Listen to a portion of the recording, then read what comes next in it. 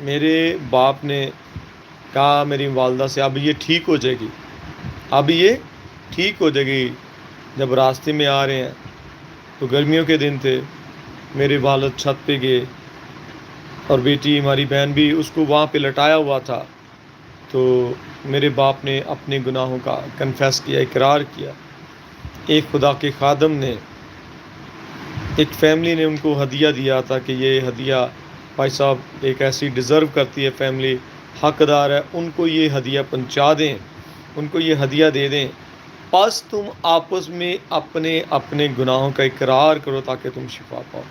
میرے باپ خداوند کی شکر گزاری کر رہے ہیں، کھانے کی شکر گزاری کر رہے ہیں، اچھے دن کے لیے شکر گزاری کر رہے ہیں، اپنے گناہوں کا اقرار کیا۔ وہ میرے باپ کہتے ہیں کیسے لگا جیسے میرے جسم پر کوئی ہاتھ پھیر رہا ہے اور مجھے سکون مل رہا ہے، اور مسا خدا کا حضوری تھی، اور وہی ہاتھ میں نے اپنی بیٹی کے سر پر رکھا اور کہا اے خداوند یسوع، تیرے مار کھانے سے ہم نے شفا پائی۔ یہ بیٹی پوری رات سکون کی نیند سوئی۔ ہاللیلویہ، پریز گاڈ۔ پس تم آپس میں